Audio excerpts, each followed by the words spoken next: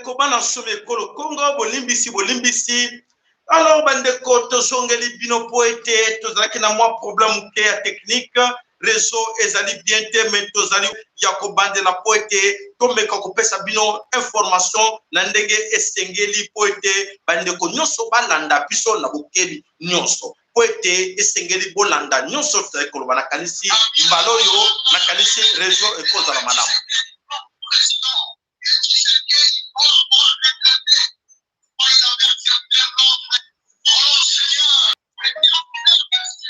Voilà, na kanisi bandeko selu bomoni quelque chose qui ne va pas pour me signaler pour être to côté koloba kate mais to mekanu koloba. Alors bandeko bana somme kolo Congo na kanisi to beleli ke ya solo mboka na biso ezali encore entre les mains des occupants. Na kanisi bozo komona na titre na biso zo ko attaquer Mac ama auto ko bengaye Rinquin, monsieur Rinquin, oyo to kaniseke to bengana grand belge bakende ki to soit indépendance. Malheureusement, nous ne sommes pas encore indépendants. Nous dépendons maintenant des Américains. Un autre Rinquin, M. Rinquin, que vous connaissez, on va appeler ça comme Matongé, M. Rinquin, Azara Kiwana, il est le ministre des colonies. Que nous voyons que M. Rinquin, Mike Ama, qui dirige le Congo, ministre des colonies, Azawana omniprésent, vrai titre à l'ambassadeur Oyo, Azara Bisson Mabele Kolo Congo, Yewana na Congo ya M. Rinquin. Yewana Mac Ama. Alors, ne cherchez pas loin, comprenez maintenant que c'est lui qui est là, ministre des colonies. Qui ne sait pas là, Jean-Paul Biscuit, qui l'o sac bien século, excusez-moi, l'o sac pas là, yo ndeko balek na bino to sepela ko mona yango, ya solo o ezalo la kavulus kimbangu, le la mama qui pamvita. Nzambe ampungu tolenda pambola moko na kati na bino ya solo ke nzambe abankoko na biso ba ke bobanga batamukilite bobango belenga nzambe abankoko na biso ba ke bobanga batamukilite bango belengai mbolimbo oyo akobanga ngai oyo akotosa ngai oyo akotosa maloba na ngai nakosa na ye lungo ya solo na kalisi boyebi yango bien lakisa bana na yo tibo biso okata bana silite motoyo azebi oluka nzela utite esika utate akoyeba pe esika azali kokite bokebi na kati na bino nyonso. Voilà bandeko bana somme kolo Congo na kanisi boba la ndaki biso tout à l'heure là toko banda information na biso ko pesa bino ba sujet ba titre oyo to bombela ki bino na mokolo na lelo. Alors to bandi information na biso mokolo na lelo to bandi na mwa lombango to ba titre ni to le bino. Alors tozali na nouvelle moko Otobana kopesa bino na combo ya parti UDPS. Le secrétaire général de l'UDPS, M. Augustin Kabouya, confirme que le barrage Dinga a été vendu au Qatar par le président Félix Tshilombo. Augustin Kabouya, le président Augustin Kabouya insiste encore à l'Obiboy. Le président Félix Tshilombo a bel et bien négocié la vente du barrage Dinga avec les migrants du Qatar. Je ne vois pas pourquoi ça doit créer des polémiques. Point. Cet argent va nous permettre de mieux financer la gratuité de l'enseignement. Point. La République démocratique du Congo n'a pas que les barrages Dinga. Nous avons également les barrages de Zongo que nous allons réhabiliter et tout le pays sera éclairé. Alors, signé le secrétaire général de l'UDPS au nom d'Augustin Kabouya. Voilà, Augustin Kabouya, message naye a publié yango. Oyo, à l'obel bino, na kanesi, ezo circuler, na réseaux sociaux, ezo circuler partout. Alors, Nanani a publié yango. Monsieur Augustin Kabouya que vous voyez là à l'image. Alors, on se pose des questions, nous voulons un peu savoir un peu plus loin. Est-ce que Congo est un héritage? Oyo, il y a Etienne Tshisekedi a dit que Tshilombo pour être abradé à Teka Congo là où il passe. Est-ce qu'on a à Teka Congo? Non. Ben de cognos c'est ça qu'on les canabele Congo et c'est l'erreur yangana yopote.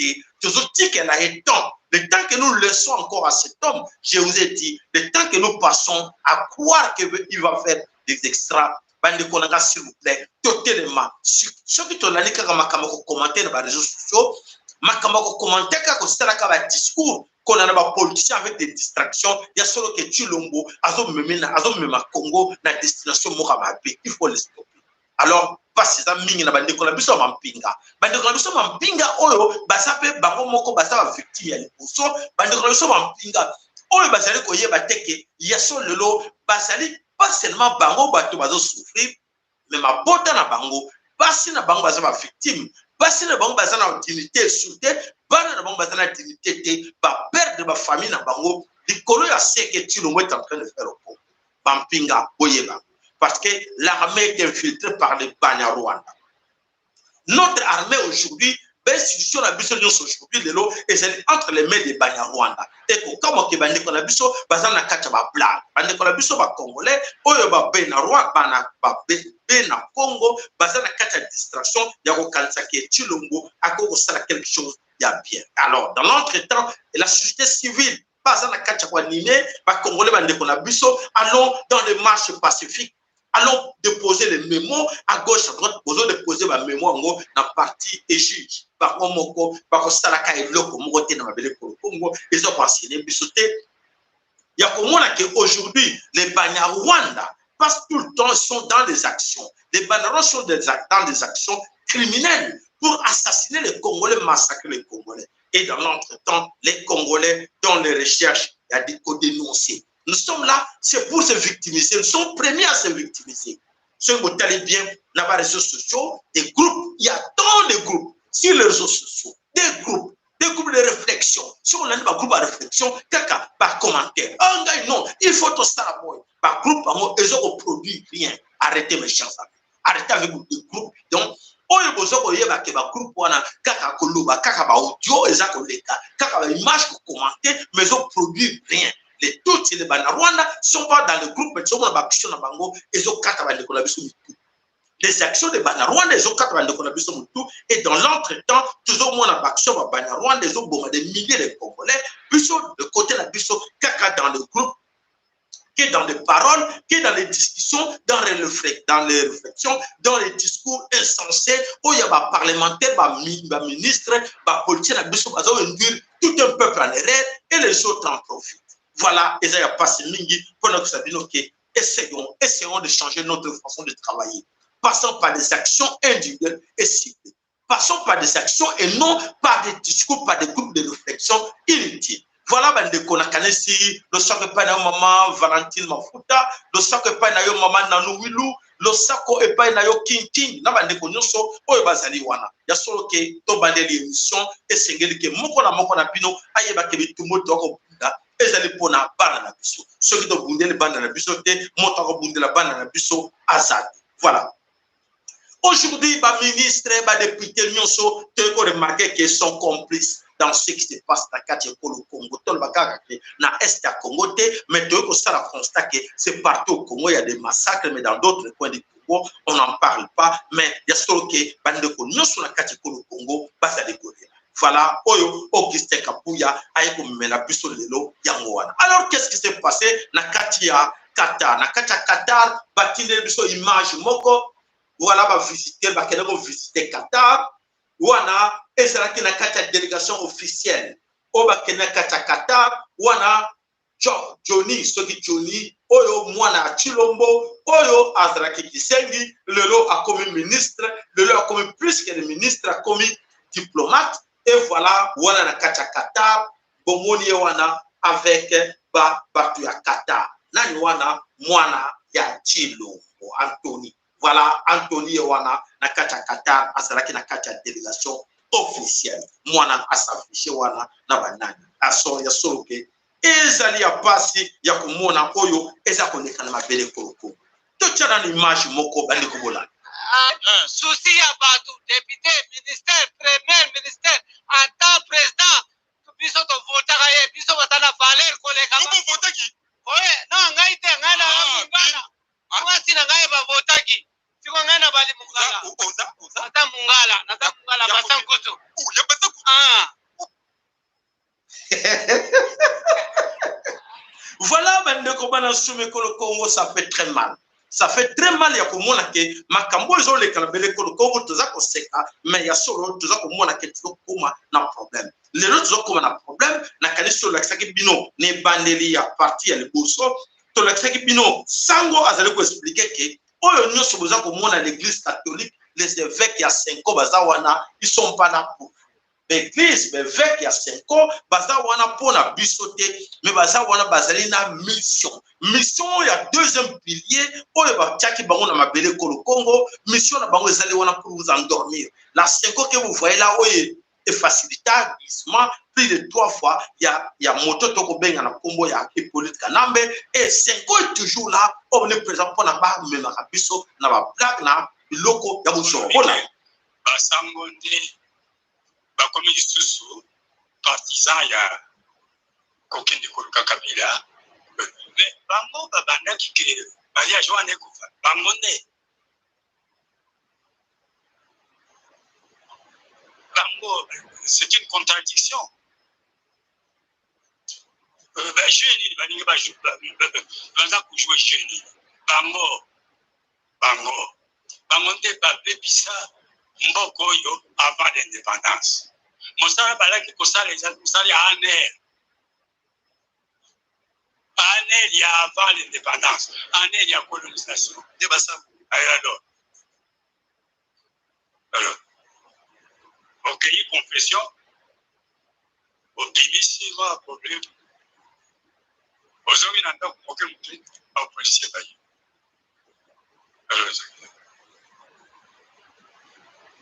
bakata bakomoli maboko instrument numéro 1 ya Léopold to ya babelge avant l'indépendance eza l'église voilà eza l'église je vous dis tout le temps que bandeko bote to bima na makambo za vidéo ya kala na kalisi na l'excellent bino vidéo oyo plus de 3 ou 4 fois na émission mi pona nini na rappela kabino na l'excellent bino vidéo oyo pona ko sabino les 3C.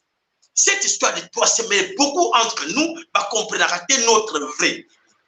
Ennemi na biso na Congolais, c'est l'église, la religion bandeko. La religion, pour la confusion te Dieu nzambe azana kati ya religion te.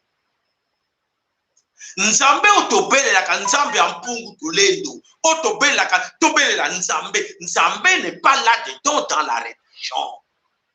Religion wana ezali otoko benga pilier occupation o esimbi système. La religion le pion du peuple. Oyo ba chinois ba boyaki tina lelo ba chinois ba avança likolo ba boyaki religion. Tina ba ris ba avança likolo ba boyaki religion surtout christianisme. Oyo boti ba religion nyonso. Papa, maman, surtout bien maman. Oh, vous avez la passe c'est la carte. Vous pensez que passe aussi la nasimaya religion? Ne confondez pas les choses. Ne confondez pas Nzambe na religion. C'est deux choses différentes. Nzambe c'est le komususu, religion c'est le komususu. La religion est créée par l'homme. Et cette religion, c'est comme aujourd'hui la stratégie. Le bateau va Illuminati. Les Illuminati sont dans la religion. Ne cherchez pas les Keboluka que non, Nzambe azana sima ya catholique, non. Nzambe azana sima protestante, non. Nzambe c'est dans ton cœur, dans ton corps, dans ton âme. Nzambe azawana. Azana sima ya mututé, azana sima ya étiquette te. S'il vous plaît, badeko. Pilier wana, pilier ya mune. Pilier aux Boma Congo, pilier à religion. Pilier à religion, l'église la 5 ans. Basango mbongo ne batu bazako Boma Congo. Pendant l'époque coloniale, ils sont là toujours pour vous nuire. Alors, na kalisi moko na bino et qu'on peut ça et conseil. Le belaka bana, le belaka bandiko. Arrêtez vos histoires là. Arrêtez les cinémas là. To boya biloko wana. Pona ko boya ngoza facile. Pona ko buka pilier wana. Payote ko koya payote ya système na le kabino mikolo nyonso. na kanisi ete ya moko na kati na bino po ete ya solo oto vivre na kati ekolo Congo to beneko koma na situation moko plus grave encore que oto beneko kanisa ke to koma na ngote mais to komi na ngo po na nini parce que nous sommes encore dans la distraction ya kosela kaka ke non l'église va nous aider, l'église est là pour allons prier l'église. Dieu n'est pas là donc je répète encore s'il vous plaît to font la mission avec ces pasteurs avec ces religieux satanistes, Illuminati, batebele biso franc-maçonnerie, bango wana. Batebele biso qui pédé, bango wana, qui lesbienne, bango wana. Et à mokona pino, s'il vous plaît. Vous faites ce message, kabandi kona biso pe, bobo sanarate. Alors toya kona pona ko sunga, bino ko fongola, bino miso, ko bossa na te, ko lake mission na biso like, et ça na biso plaisir. Kobosa na pete ko partager émission na biso na bandeko yo bazana kati na libanda o baza ko yeba teke esengeli na bango ba buki na mabele ko le Congo autrement et non ba kroyaka na batu o bazali wana complice na système oyo eza ko leka ke tous na ka esclave na mabele ko le Congo. Vous avez compris? Merci. Voilà, pasteur Banini, Fondation Voulous Kimbangu, je pense que vous avez compris. Aujourd'hui, Bazako s'attacher toujours, même dans l'église kimbanguiste, ils sont là dans l'église kimbanguiste. Ils sont là, ils manipulent l'église kimbanguiste pour ne pas faire voir la vérité qu'il y a beaucoup plus de moindo que tout ça puissant. Parce que vous avez des esclaves, s'il vous plaît. Tout ça là quelque chose. Puisque bateau tu dois comprendre pour te sauver surtout. Avenir ya Congo, avenir ya Banda puisque aujourd'hui tu dois mona kia solo, tu dois ko yeba côté. Alors ezali passer mingi ya ko mona oyo ezako leka na mabele Congo, ngai na yo tu dois kotala. Voilà bandeko groupe moko yaba ADF nalu oyo bazalaki capturé par la FARDC, plusieurs éléments d'origine ougandaise, burundaise, tanzanienne, centrafricaine et des milices de Maïmaï d'origine congolaise. Ces rebelles terroristes, soi-disant ADF, ont fait des révélations accablantes et troublantes. Batango, bango yo basali révélation. Ba terroriste oyo ya ADF oyo bazaka recruté par la MONUSCO et bazak toujours avec l'aide ya MONUSCO, logistique ya MONUSCO pour na basa la salle boulot na bango ba massacre na kati ya mabele Congo. Alors, révélation balobini. Ces révélations sont axées sur l'identité des commanditaires des tueurs parmi lesquels il aurait ces politiciens, des hommes d'affaires, des politiciens congolais, des hommes d'affaires, même des jeunes de mouvements citoyens, Général Kassongo, porte-parole de la FARDC. Abimesiango, voilà, la vérité est là. Que bateau nyonso, accomplice na bango, baza banani, bateau baza na kacha parlement, bateau baza na kacha sénat, bateau bozo kantake, bazali wana pona pour sauver Congo, bien au contraire, ils ne sont pas là pour sauver le Congo. Ils sont là pour faire encore la business na bango, bayebi que vous ne comprenez rien, baza na kacha. Qui sont ces gens-là? Les députés, aujourd'hui, au baza wana, bakutane bango tout, la stratégie ni bako sabino. Bazoko sabiso ni pour l'instant babalek de prières que s'organiser na katia négociation na ba pour parler au dialogue oyo bazak bako sabiso bandeko vigilance s'il vous plaît. Ils ont commencé hier, ils vont finir demain. Alors ces gens-là oyo de l'autre toujours comme on a que la plupart entre bango ba se cacha ba ça ba infiltrer. 80% sont les étrangers banya Rwanda. Banya Rwanda ba ça wana toki bango mona kata parlement quel disait ba lobby non. Cette histoire que vous nous amenez là déjà, le lot, toujours comme un rapport, lui que non.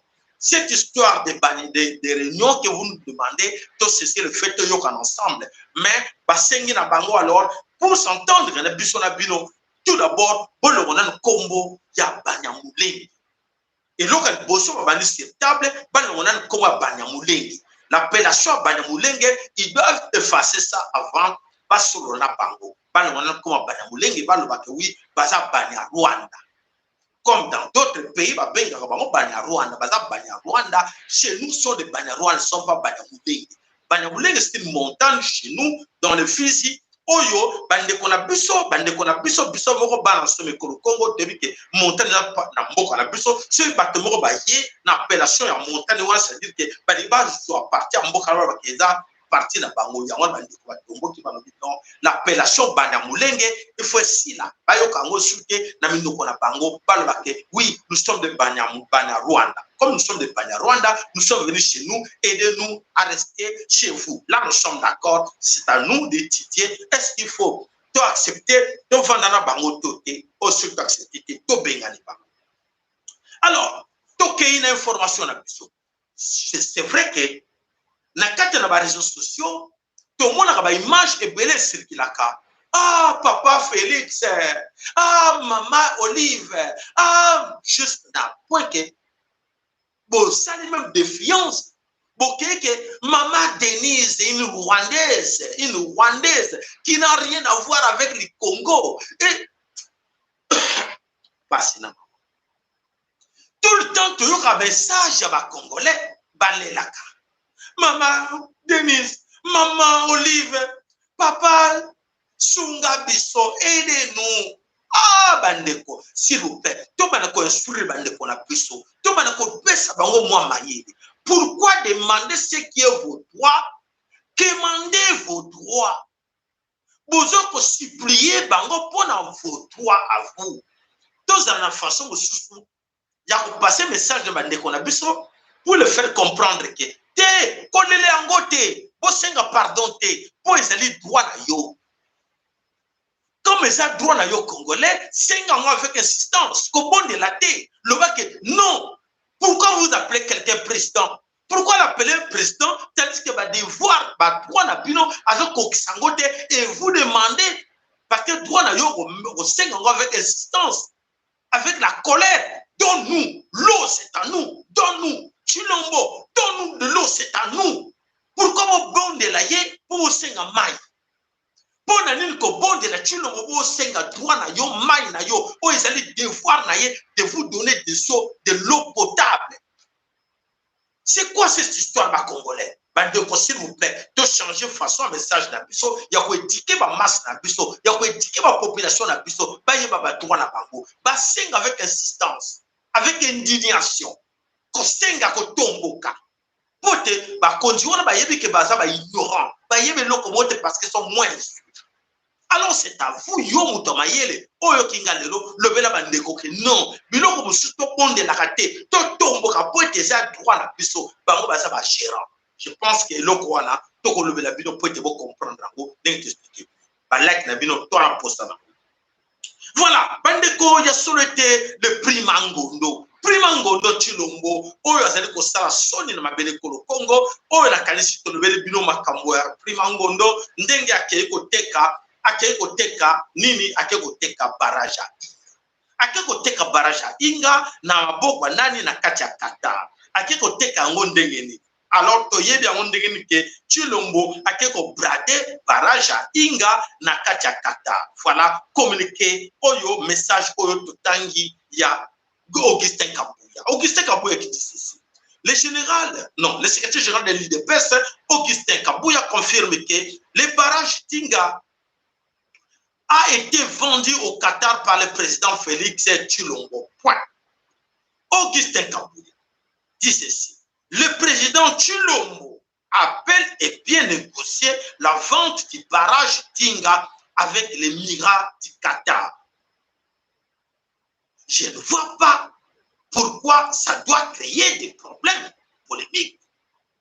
Cet argent va nous permettre de mieux financer la gratuité de l'enseignement. La République n'a pas que le barrage Dinga. Nous avons également les barrages Zongo que nous avons réhabilités. Et tout pays sera éclairé. Zambe soni na mawa bande ko soki botangi yango ezali nga mutu ngana datangele bino mais ezali Augustin Kabouya oyo muta publié yango na bareso na bango en passant par l'UDPS les talibans o bazali fier de le dire que oui effectivement ce qui a teki barrage Tinga Saledine peut-être tout ça na barrage epelé to na barrage à Zongo et qui permet ton bon de électrifier Congo mobile. na éviter moto le moyen na éviter quelle qualification de groupe ça Augustin Kabuya. Quelle qualification de groupe ça tu le qui est mal entouré avec des gens comme Augustin Kabuya. Voilà, bande qu'on a plus il y a solo que Ezali a passé aux journées le prix Mangondo passe en action comme je vous ai dit dans le Benelec donc OK bah le prix Mangondo est parti là-bas dans Qatar aller signer le contrat. Qu'est-ce qu'il va encore vendre? Donc ça veut dire que Akewana po Abradé Congo. Abradé Congo et c'est l'héritage de Tata na Félix Tshisekedi tikela qui est au biso za koyebate madame Susu ezali héritage à papa na ya somba ki barrage dika barrage ingezalaki aye Mobutu kuta prada ki amoto Mobutu mutu apasaki construire yango et étonnement que lero Félix ose ko brade biloko oyo ya sarati tata ne même wese ya pamba na kata kamuka kabe ya kamwanga ata wese ya pamba tonga kite ata aveni mo katika kotonga te mais tala azo ko se ko brade eloko yo patrimoine inga o banda ki ba na ye avec des Allemands que oui ils sont puissants ils ont électrification ya Congo et dépend de fateka partie à inga pour électrifier Congo pour appeler ça enseignement gratuit na bana nyonso quel saut est-ce que ces gens les sont bande ko biso mampinga bino boza wapi bande ko mampinga boza wapi lelo Congo eza ko sambwa bo mama Congo azali ko sambwa mama Congo azana dignité soulte bino moko bozana dignité te ya solo ke ba mampinga na biso bozana dignité te na bino na basi na bana na bino botala combien de généraux des officiers supérieurs militaires oyo lelo baza exterminer ba boma bango na ba tuti bino boma boni botala na ba ceux qui ont bien même na babata on a bino bon moi comment vous êtes infiltré mais bino moko na kata na bino non tu as une solution bosunga biso o mona kaka mbongo liboso ce que tu suis lara boya ce que tu montant boy toko ko sala boy ce que tu montant boy toko sala boy bande d'enfantiliers bozo que ça Congo sonete bozo que ça basi na bino o ba ko ba ndumba bozo que ça bana na bino o ba ko ba ndumba soni bana bino basi bino bazo teka banzoto na bango po ba lesa yo officier supérieur militaire oza incapable pendant 2, 3, 4 décennies oza wana kako vanda la kiti ozo c'est la moche que ça ndumba akelo ko teka na nzoto na biloko ko na biloko na nzoto na epo ayel yo vanda na olanda ne mbetu moko ozo ka sonite quelle malédiction bino ba soldat bazo bombino ko la bana mike vous êtes incapable de sauver le pays tout le monde qui bino na ba pere vert tout le monde va péré rouge, n'a pas cordelette, toko wapone koro Congo. Biso toko wapone koro Congo. Ba tout tu vas y na ba kadogo. Ba exterminer bino malembe nie ba généraux tout capote. Ba généraux tout ba limois. Oh ba ngo belle époque à Mobutu tous corrompus. On vous a corrompu par des miettes. Pas de bêtes, les Allemands vous ont corrompu. Si on vous a dit que le sabat que non, moi j'ai fait un grand général, moi colonel, à l'époque de Mobutu, moi j'ai étudié, je suis parti en Belgique. Incroyable, mais tout n'a pas eu l'opposé. Le petit Rwandais va respecter Bisso et tous les pays africains avaient peur de voir un général, un colonel, un officier supérieur militaire congolais dividié au peut sa même époque à Mobutu. Aujourd'hui, faible. Soni Namawa, tala moto un vaurien, aïe la tête à pays, avant on a 2 ans, vous êtes incapable. Kabila, Kabila est là, de lui-même, il est parti s'éclipser quelque part pour nous venir. De lui-même, incapable, vous êtes tous, comme tout, na ba radio, na ba nini, na ba audio. Biso, ngayi, boye, Yona. Yo soldé à solo, yo nous Congo pendant 20 ans, Hippolyte avec ses buts sont venus régner pendant 20 ans. Moutassali Bangoloroté sont là en train de régner. Vous suivez les politiciens, vous suivez ces sales politiciens, escrocs politiciens, malfaiteurs politiciens. Oh ben Dieu, tout le monde est rêve. Combien de vos amis ont liquidé à cause de ces politiciens, à cause de ces parlementaires, à cause de ces sénateurs? Que vous êtes là, oui, les politiciens, pas même encore dans l'élection. Malo dans l'élection, vous de la police, vous de l'armée, vous avez sonité. Vous n'avez pas honte. Dans le 21e siècle, classe malamu ezate, kolia malamu ezate. éducation malamu ezate basabu sibino même dans les camps militaires batebino 4 5 na kata ndako moko à 2 chambres bande ko nanga bozo ki biso soni basoda mampinga bozo ki biso soni bozo ki ka biso temel bana na bino bana basoda tale na moni bango bazoko wele na mapa bana basoda bakomo ko kemande na balabala bakomo stenga ka bambo leur comme c'est mais comment qu'est-ce mais vous pouvez pas sauver cette nation non biso sobo yelinga ya sobo yelinga mbongo pona pesa bana na ngai datikeli bango quelque chose kaka ndenge wana otikela mama yo tsa esclave ozaka kawana fanda kaka wana na poto za nango yo senga ka kanji moto zo senga mbongo na poto akoza mbongo na poto mundela ko pesa ye mbongo na poto po apesa bino na kata bata ona bino pote bo se soulever boko mena mai na tonga boko sambwa na bino na basi na bino po bo sambu si mama Kongo aza kolela boko la bino asal sa bino boko défendre yete bozana malédiction.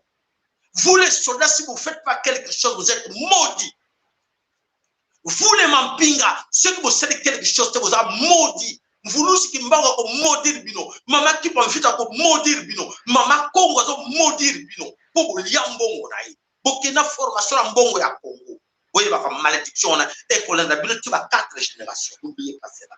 Voilà na kanesi boyo kinga nini na ngalo. Alors mes chers amis, voilà, vous êtes là, tous les politiciens va créer une manifestation pacifique, société civile organisée, organisation complice de corrompus, va organiser ma distraction. Alors, na katba que vous pouvez déposer ma mémo. Allons déposer les mémos à gauche à droite. Allons déposer les mémos à gauche à droite. Tu peux me rappeler dans 20 minutes, s'il te plaît, je suis en plateau là. S'il te plaît, dans 30 minutes, je termine. Voilà, le combat dans le Congo, et c'est là qui appelle le mot privé. Alors, vraiment, alors, il mettait le socle pas na yo, maman Chantal, Togo Saniote, alors, il mettait tout ça, Bandeko, Balak, Nabine, c'est un plaisir. Alors, Bandeko, tout Bandeli, émission, poète, Tom Sabino, qui a solo, et tout ça, la biso passe, il y a au moins un peu, mais ça, qu'on est comme le Congo, puis c'est bon, toujours commenter, toujours quand quelque chose va se passer, en commentant, en faisant plusieurs groupes de en faisant des groupes où il y a des commentaires sur que groupe moi créé mais au côté la partie de Touana mais tu sais ce n'est pas la solution c'est les actions individuelles et ciblées c'est ces actions là individuelles et ciblées qui vont vous sauver et vos enfants. Arrêtez ces histoires là, arrêtez de commenter, même des militaires sont là avec des théories bidons, avec des choses non on peut faire ça, on peut faire kakaba Maloba, tu vas mener l'action, tout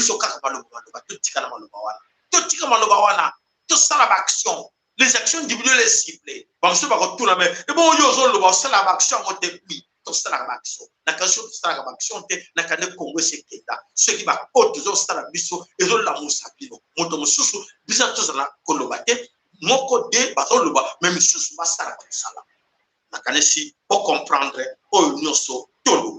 Alors, toke wapi ya komona ya pasi ezali koleka na kati ya Beni. Na kati ya Beni eloko nini ezali koleka kuna bande kuna kati ya Beni ya solo ezali ya pasi na mawa ya komona ke botala oileki na kati ya Beni.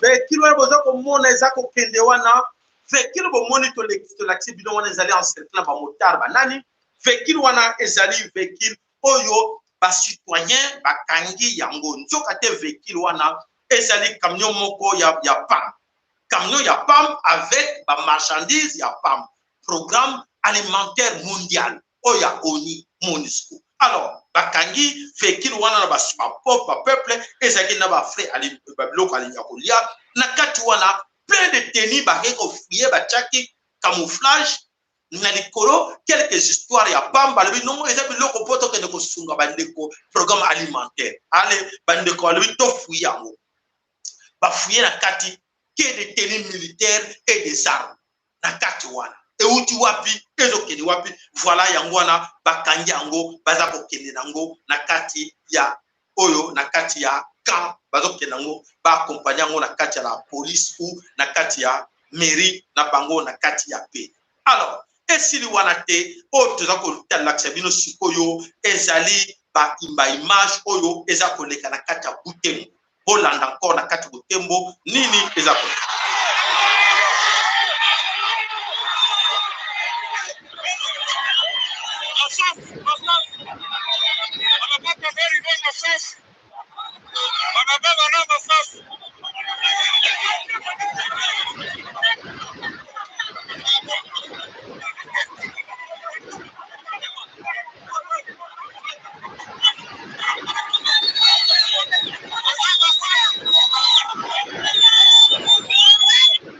Ce sont les mêmes scénarios bandeko ope eza koleka na kati ya Butembo.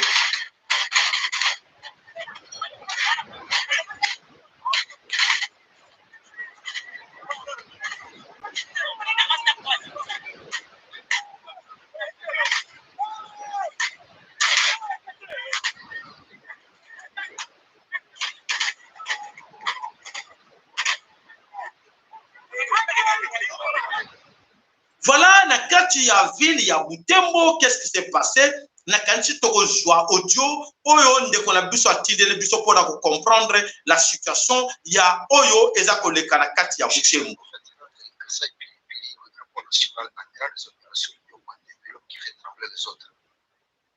Omoni biloko mosusu na kati ya mutuka bile ya bam na teni militaire.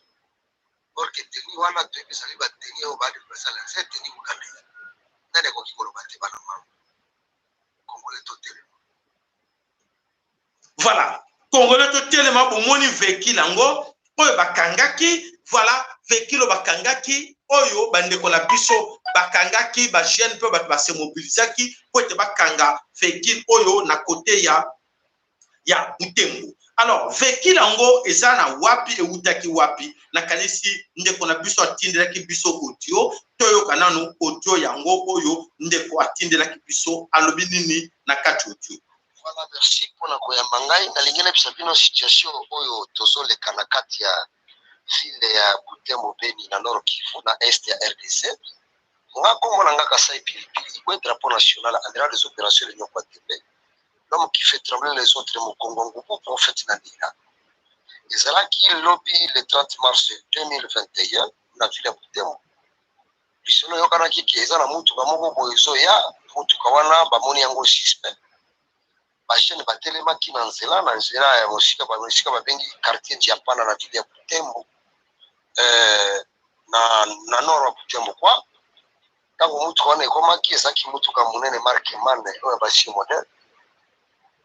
Bajene batali mutu kango c'est vrai basuspecta kango tango basuspecta yango batoboli na bapne tango batoboli na bapne ya mutu kawana policier ezali renfort nzoka batu bazaki na kati babikangeli na kati ya bash batu wana police protéger bango bakeiti batu basuspecte bango ke ça peut être les ADF tel que mutu ka bapanzaki bapne nango moye kende zate baikola banono il faut tozonga na tongo bajene bazongi na tongo mutu bango bapendi yango malembe tina mairie ya Butembo tango comme na mairie ya Butembo lelo siko le 31 mars 2021 bajene bakeiti esika mutu bango zali baloko funga to fungola mutu ka tomona nini sala kati mutu ti baiko fungola mutu ka baiko mona na kati ya mutu ka wana bapano nde ezali na babati okena bapano wapi ono tokena bapano Butembo koko kikena sofara zaki kotambo saibi Butembo te bibenite na bato bazaki na kati osifite koma ba ADF police na armée na bakonzi ya mboka Butembo ba protéger ba na kati ya makelele wana masala bato babituni sikoyo bapano eteka makana Butembo na ba batterie eteka makaka na Butembo ba oto yebi ke basala ka bapano na ba batterie ezali ba ADF nalo siko bokene bapano wapi bakelele kambo ya polisi bandi masasi FARDC bandi masasi betaka masasi batu panzani ba mususu bazoki ba iloko lokolo wana de situation tomonaki lelo na Butembo. Et ce qui est qui boye na ville serre ya Beni le 29 mars 2021 toyoka ki solo ke non ezana batu moko ba komi déjà na kati ya ville ya Beni me babatami na lupango ya mokonzi moko boye mokonzi ya FARDC na mboka Beni. Tango babatami kuna ba jeune bayoka ki solo ba ke kolandela bango.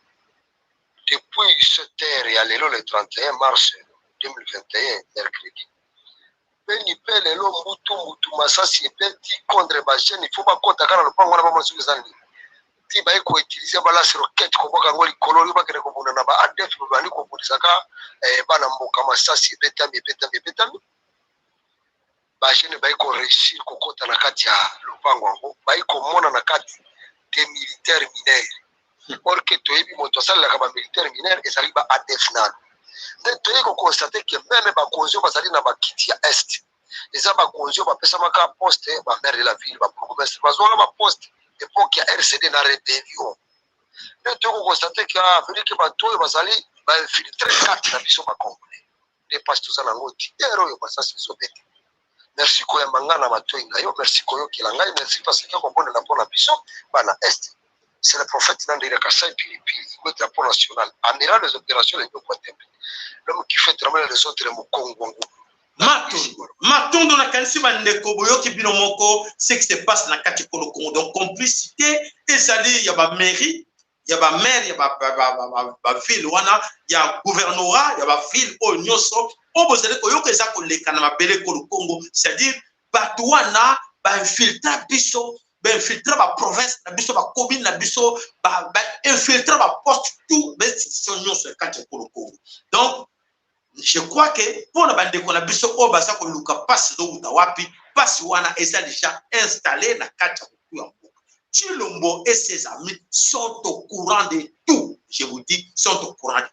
Voilà, balak na bino et c'est là que son plaisir ya ko mona ki solo bozo lake et zo sala ke vraiment boza ko landa o nyonso toza ko pesa bino comme information balak na bino moni ke bozali wana ebele bozali ko landa biso ya solo ezali ya pasike notre primangondo le primangondo du Congo oyo tolobaka le primangondo na Congo ya Chilombo primangondo azali ko brader Congo eza suna valeur te pona nil pasike motoyo azali na tête ya pays wana azo mérité de voilà des choses nengenini ezali ko kende ti le loto bali ko lela kutu na barrage atinge comme artiste et le comme na mapoko ya bati susu mais e okende te e ozala kaka wana mais gestion na ngo ezali na mapoko na bango ba ko sala ngo nyoso balingi nyoso wana faut ya nani ya biso moko tozo tigela Chilombo temps encore de profiter là-dedans pour na asakana na biso ba congolais et dans l'entretemps soko taliban zela na mabele ko Congo okomona ba dégâts na ba dégâts.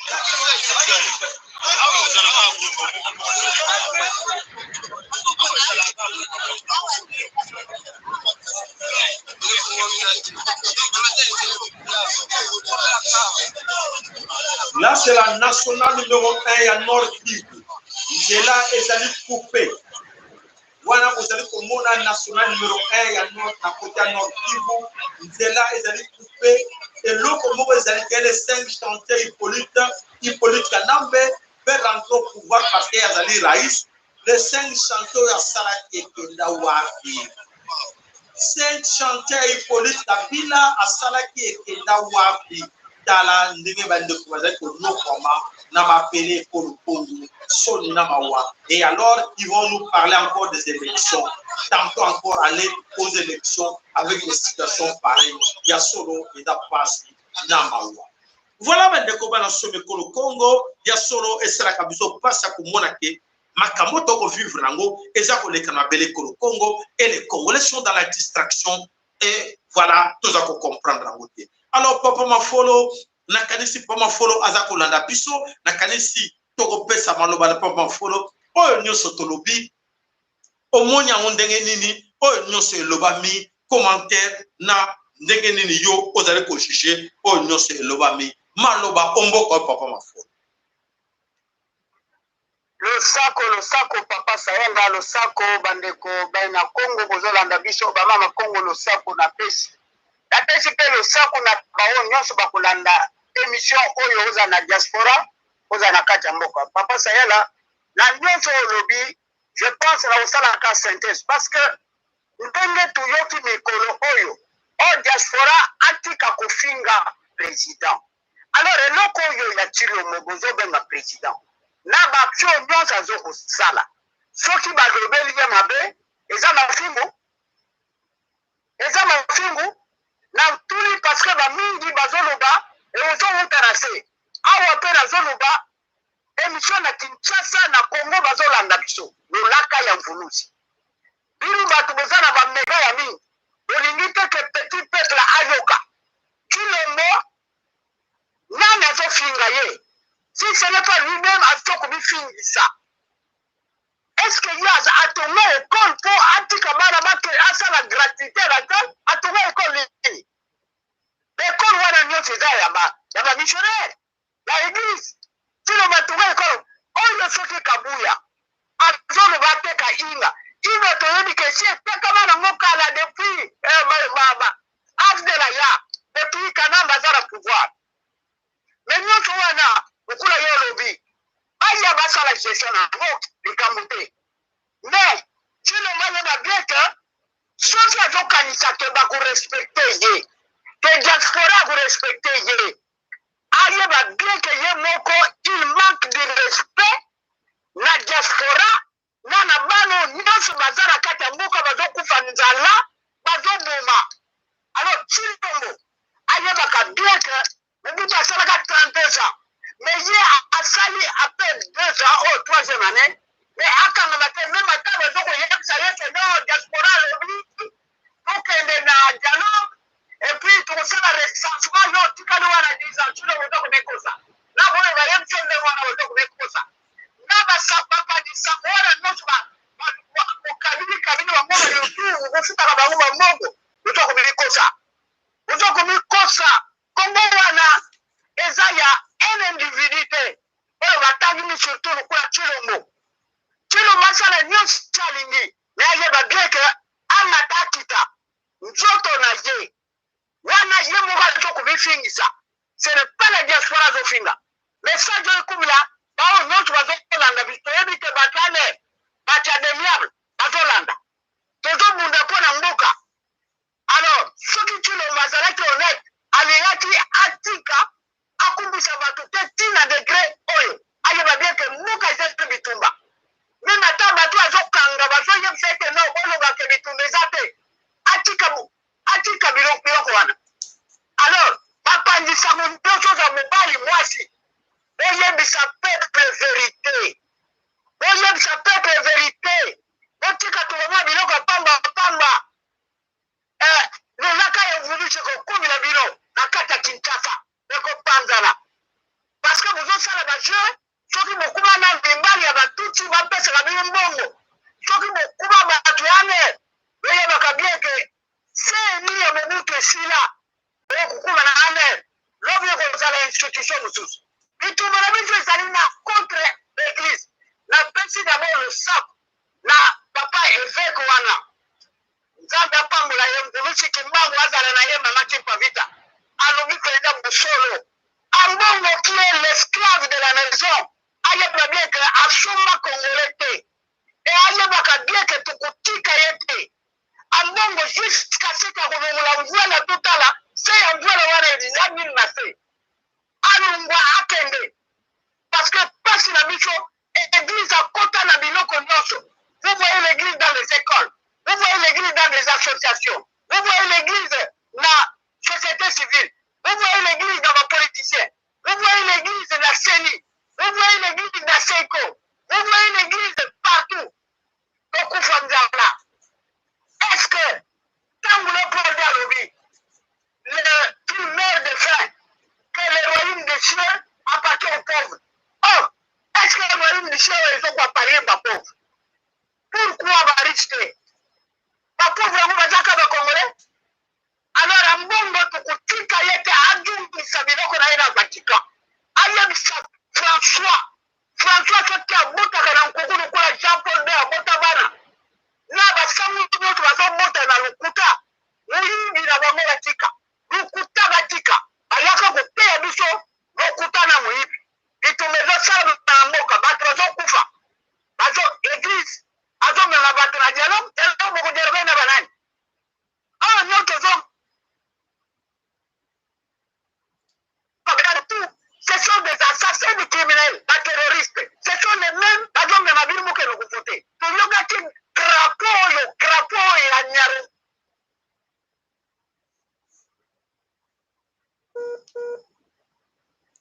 follow na moni ya kwei ba ma follow ce que zongi comme ça aussi ça makanisi na yo tozana posa oyo olo ba makanisi wala ba ma follow makanisi na yo tina suka trinito yo kayango.